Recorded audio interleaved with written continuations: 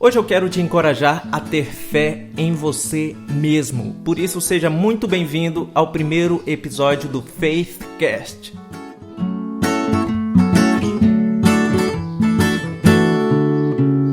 Você faz de tudo para não ser chamado de egoísta ou soberbo? Evita falar das suas qualidades. Quando recebe um elogio, fala: "Que isso? Não fiz mais que a minha obrigação. Estou aprendendo." Você está exagerando. Se você faz essas coisas, se você pensa dessa maneira, então eu tenho que lhe dizer uma coisa que talvez você não saiba ou talvez tenha compreendido de uma maneira completamente equivocada e errônea, assim como uma grande parte das pessoas à nossa volta aqui nesse planeta Terra.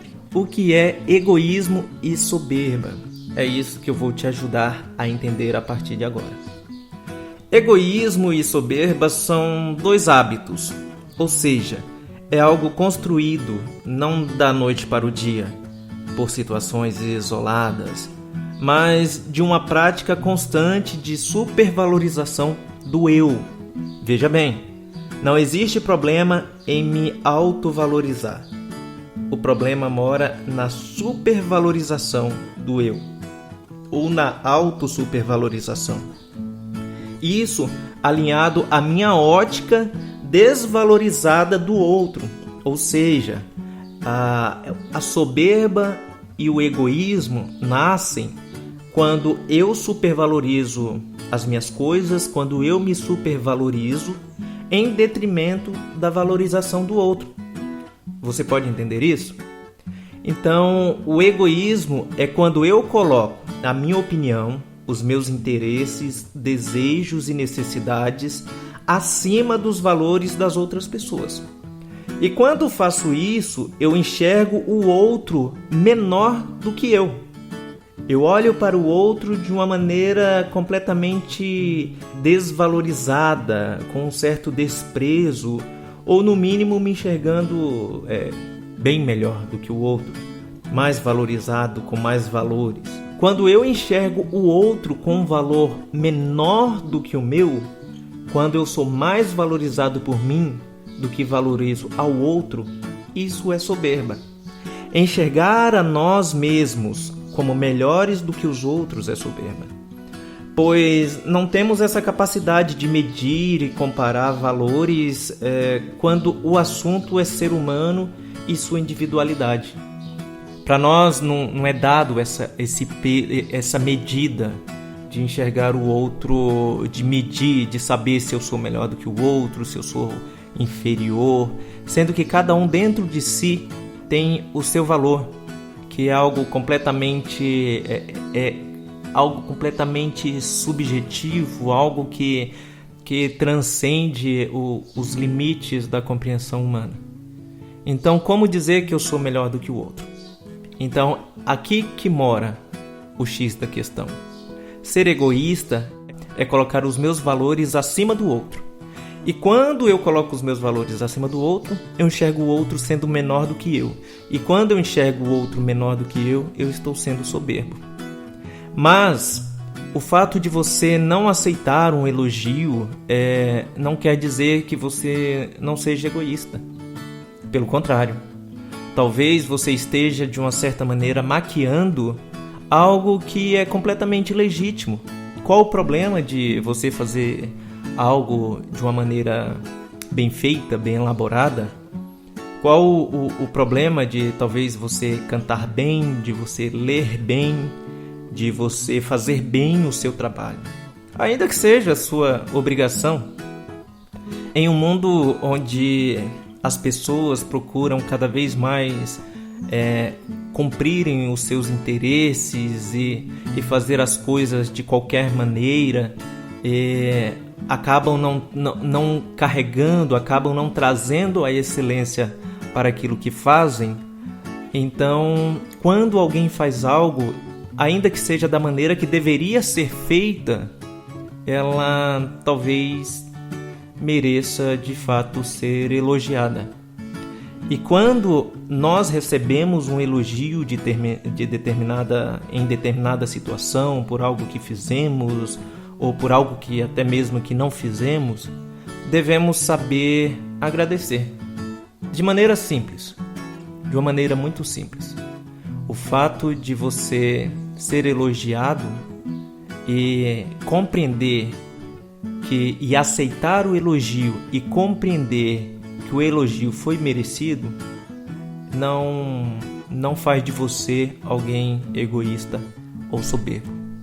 Então, se aceite a agradecer as coisas boas, os elogios, as suas próprias qualidades.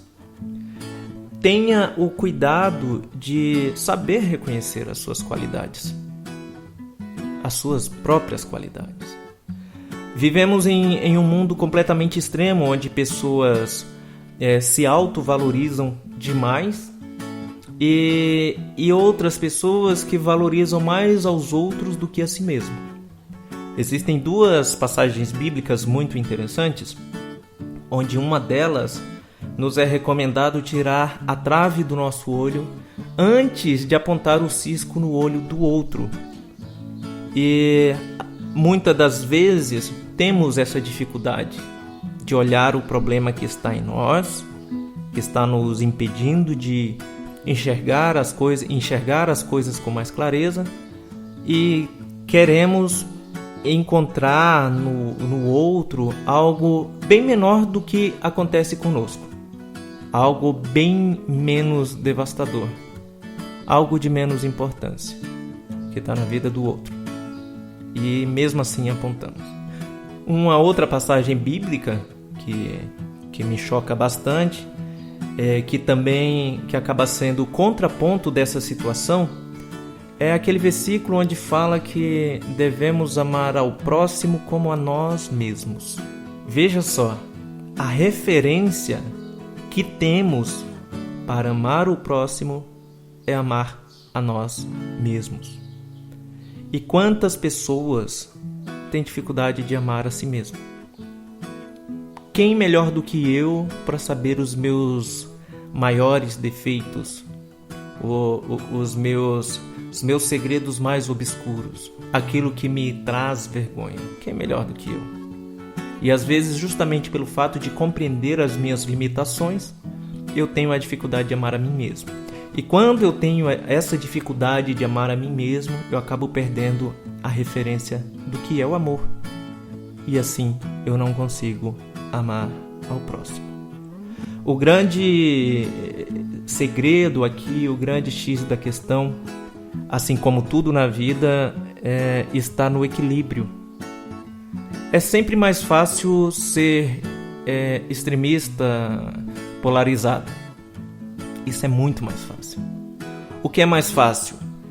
Falar que é proibido beber ou beber de uma maneira controlada e não se embriagar? O que é mais fácil? Você ter o domínio, ter o controle, o equilíbrio das coisas, ou partir para um extremo? O equilíbrio é sempre mais difícil. Então, que você, assim como eu, que nós possamos saber a lidar com o nosso eu. É ter o nosso eu na mira. Ao mesmo tempo que somos os corretores, que somos os apontadores dos nossos próprios erros, que possamos ser também as pessoas que reconhecem as nossas qualidades e as nossas conquistas, e que possamos aprender a aceitar elogios sem permitir que o elogio, que as nossas qualidades nos seguem ao ponto de pensarmos que somos melhores do que os outros.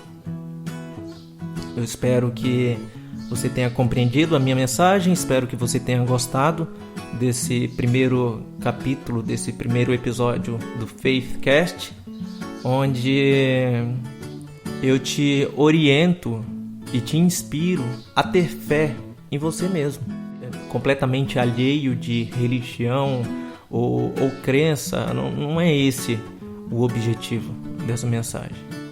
Mas como que poderemos dizer que amamos a um Deus que nem mesmo vemos, sendo que somos incapazes de amar ao outro E sendo que para amar o outro a referência sou eu, então como que eu posso dizer que amo a Deus sem que antes mesmo eu ame a mim mesmo, use esse amor de mim, por mim, como referência para amar o outro, e sendo que eu digo que amo a Deus? Não tem uma lógica, não tem. Essa lógica não existe. Isso é mais um versículo bíblico, inclusive. Então, eu espero que você tenha compreendido. Se gostou, compartilhe com aquela pessoa que você conhece, que está aí do seu lado, que talvez tenha dificuldade de aceitar os seus erros, como dificuldades para aceitar os seus valores, suas conquistas, suas qualidades. Beleza? Forte abraço e até o próximo episódio.